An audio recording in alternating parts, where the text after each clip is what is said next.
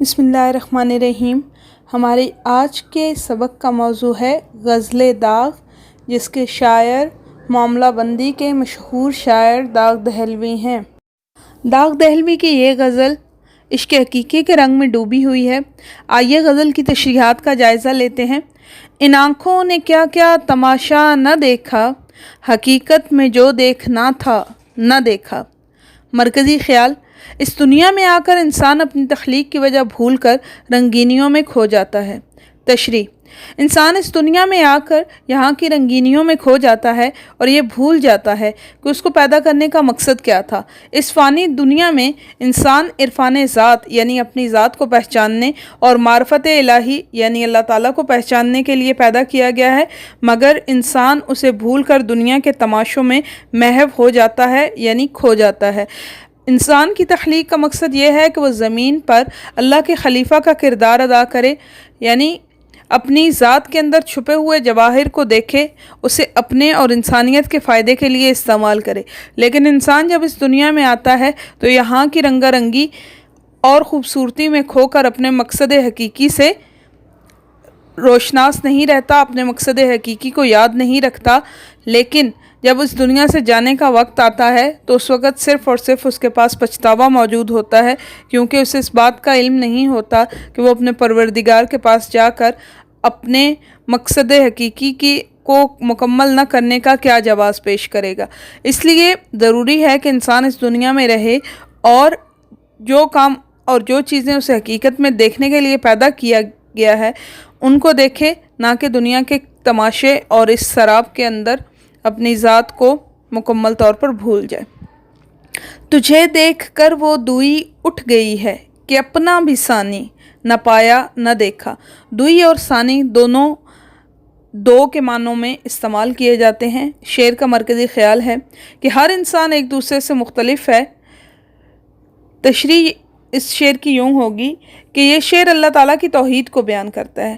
انسان بھی اربوں کی تعداد میں ہے، مگر ہر ایک مختلف کردار، اشکال، خصوصیات کا حامل ہے۔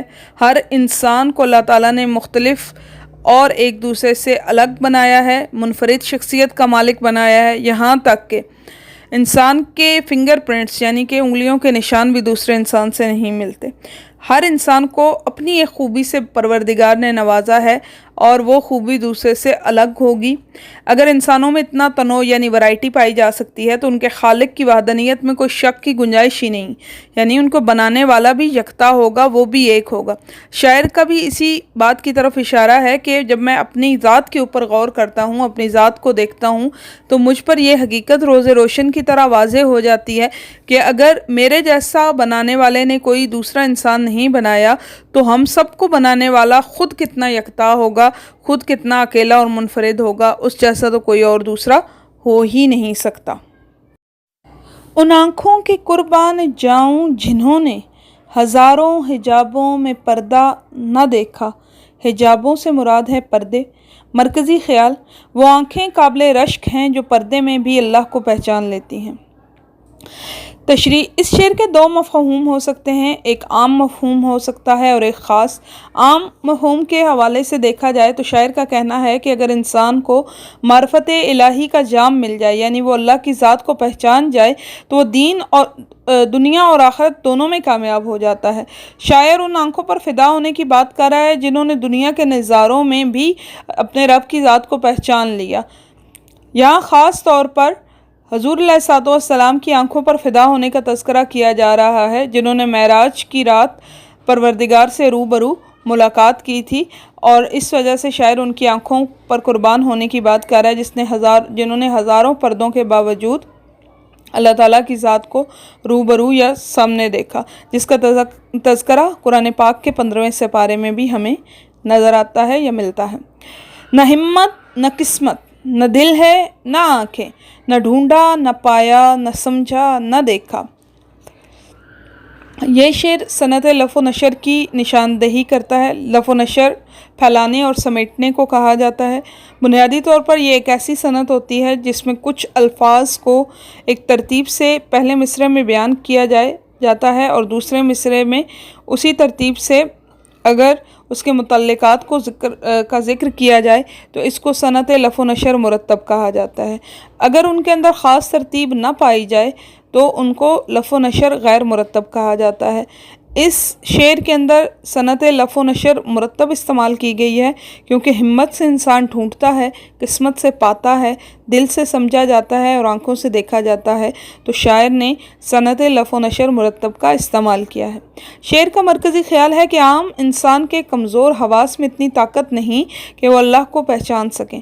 تشریح یہ ہے کہ اللہ کی ذات کو کھوجنے کے لیے ہمت درکار ہوتی ہے، اور جو انسان یہ ہمت کرتا ہے وہ ایسے خوش قسمت افراد میں شمار ہو جاتا ہے جو رب کائنات کو پا سکتے ہیں۔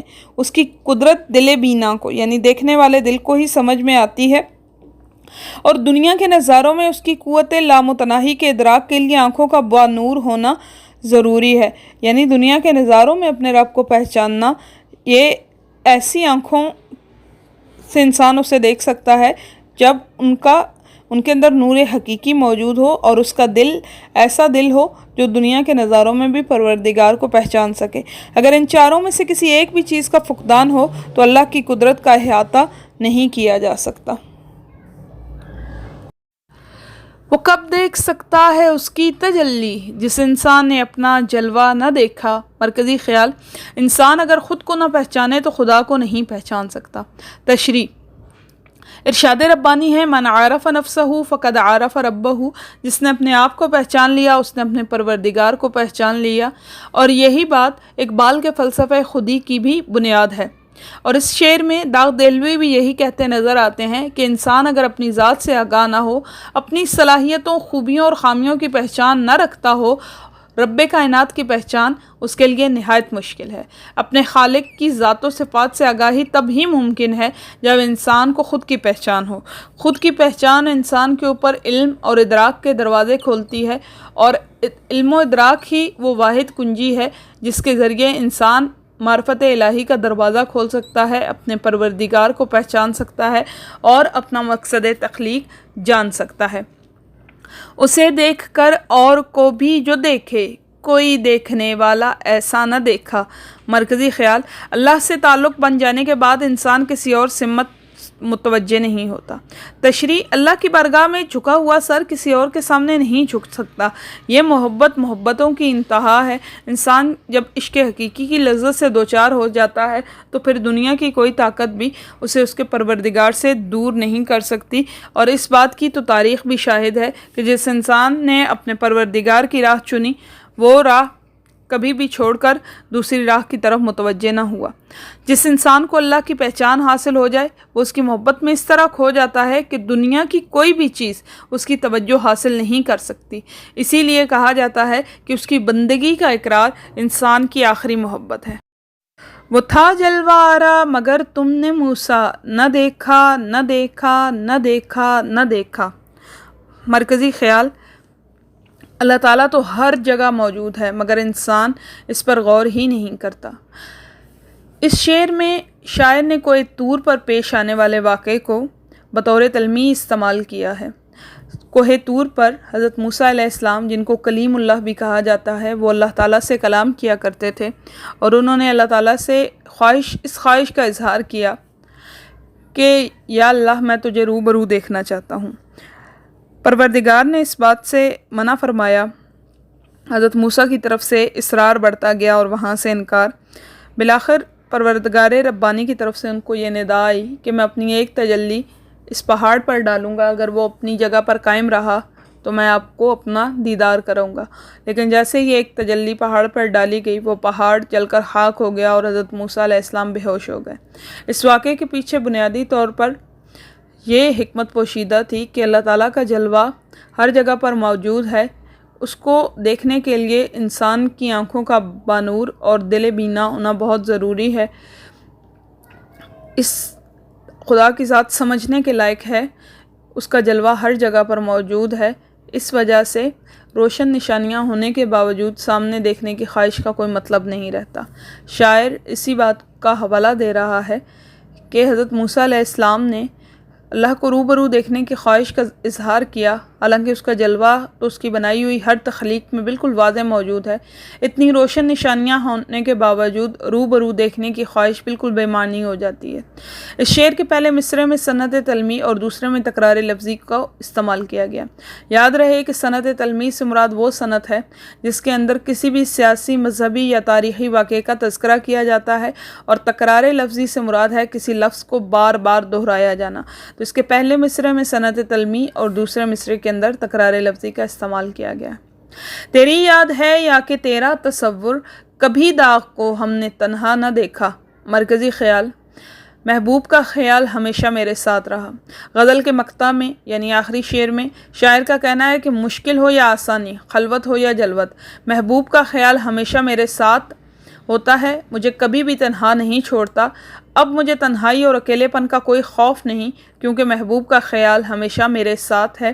یہ شعر عشق حقیقی اور عشق مجازی دونوں کی طرف اشارہ کرتا ہے۔ بنیادی طور پر یہ غزل زیادہ مشکل نہیں، لیکن اس غزل کے اندر کافی صنعتوں کا استعمال کیا گیا ہے۔ غزل میں استعمال کی گئی صنائع میں شامل ہیں صنعت لفظ و نشر، صنعت تکرار لفظی اور صنعت تلمیح۔ آئیے ان صنائع کے تعریف کو دیکھتے ہیں۔ صنعت لفظ و نشر، کلام میں پہلے چند چیزوں کا ذکر کیا جائے اور پھر ان کے مناسبات اور متعلقات کا ذکر کیا جائے، چنانچہ پہلے کو لفظ اور دوسرے کو نشر کہا جاتا ہے۔ اگر نشر کی ترتیب لفظ کے مطابق ہو تو اس کو لفظ و نشر مرتب کہتے ہیں، ورنہ لفظ و نشر غیر مرتب کہیں گے۔ مثالیں دیکھیے گا۔ نہ ہمت نہ قسمت نہ دل ہے نہ آنکھیں، نہ ڈھونڈا نہ پایا نہ سمجھا نہ دیکھا۔ دوسرا شعر مرزا غالب کا ہے۔ ایمان مجھے روکے ہے تو کھینچے ہے مجھے کفر، کعبہ میرے پیچھے ہے کلیسا میرے آگے۔ صنعت تکرار، کسی بھی لفظ یا جملے کو کے شعر میں بار بار لا کر کسی لفظ کو بار بار لا کر شعر میں حسن پیدا کرنا صنعت تکرار کہلاتا ہے۔ مثال دی جاتی ہے کہ وہ تھا جلوہ آرا مگر تم نے موسیٰ نہ دیکھا نہ دیکھا نہ دیکھا نہ دیکھا۔ اور دوسرا شعر ہے، جو بے داغ لالا ہے جو بے خار گل ہے، وہی تو ہے وہی تو ہے وہی تو ہے وہی تو ہے۔ صنعت تلمیح، صنعت تلمیح سے مراد کسی شعر کے اندر کسی سیاسی، مذہبی یا تاریخی واقعے کا ذکر کرنا ہے۔ تلمیح کہا جاتا ہے ہوا تدمین الکلامی اشارۃ الی قصہ معروفۃ او نحوہا۔ ترجمہ یہ ہے کہ کسی مشہور واقعے کی طرف اشارہ کرنا اور اسے کلام میں مضمون کے طور پر شامل کرنا تلمیح کہلاتا ہے۔ تلمیح کا سادہ مفہوم یہ ہے کہ کلام میں کسی فرضی یا تاریخی واقعے، کسی آیات قرآنی یا کسی مشہور شعر کی طرف اشارہ کرنا، یا نجوم یا موسیقی، ریاضی وغیرہ علوم کی اصطلاحات استعمال کرنا تلمیح کہلاتا ہے۔ اس کی امثلہ ذیل میں دیکھیے: دامن یوسف علیہ السلام، سحر سامری، خروج آدم، طوفان نوح، لحن داؤدی، تیسہ فرہاد، آتش نمرود، طور کلیم، جور چنگیزی اور جاہ سلمان علیہ السلام۔ یہ تمام کی تمام تلمیحات ہیں جو عموماً استعمال کی جاتی ہیں۔ داغ دہلوی کے حالات زندگی۔ نواب مرزا خان ان کا نام اور تخلص داغ تھا۔ 25 مئی 1831 کو دلی کے ایک نواب خاندان میں پیدا ہوئے۔ ابھی 6 ہی برس کے تھے کہ ان کے والد نواب شمس الدین خان کا انتقال ہو گیا۔ آپ کی والدہ نے بہادر شاہ ظفر کے بیٹے مرزا فخرو سے شادی کر لی۔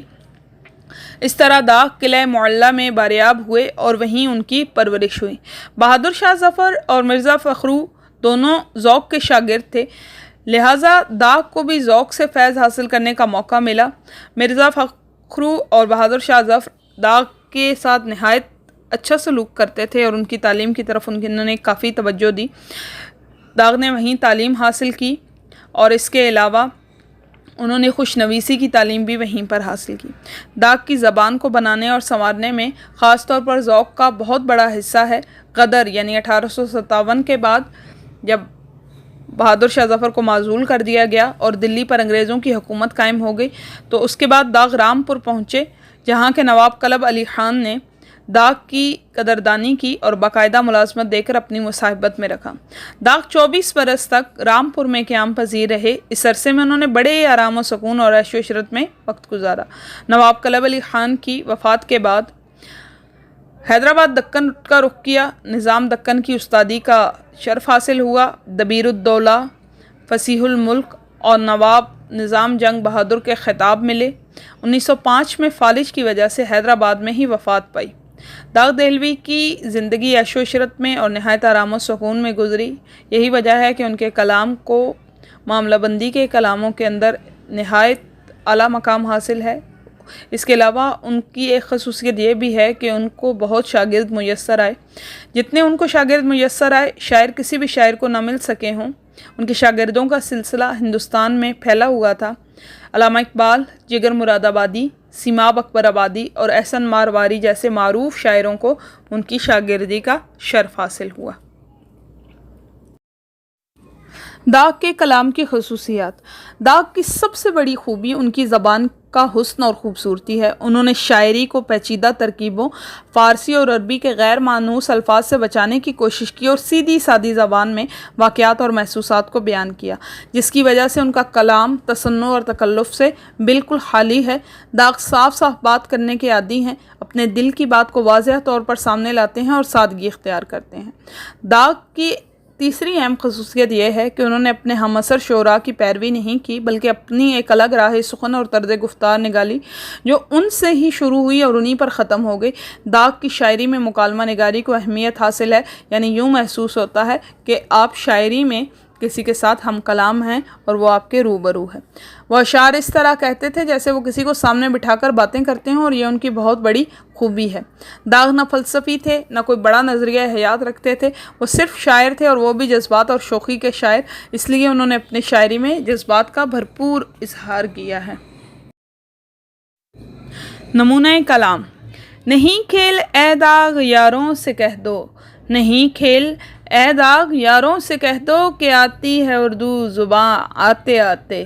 اردو ہے جس کا نام ہم ہی جانتے ہیں داغ، اردو ہے جس کا نام ہم ہی جانتے ہیں داغ، سارے جہاں میں دھوم ہماری زباں کی ہے۔ کیا پوچھتے ہو کون ہے یہ کس کی ہے شہرت، کیا پوچھتے ہو کون ہے یہ کس کی ہے شہرت، کیا تم نے کبھی داغ کا دیوان نہیں دیکھا؟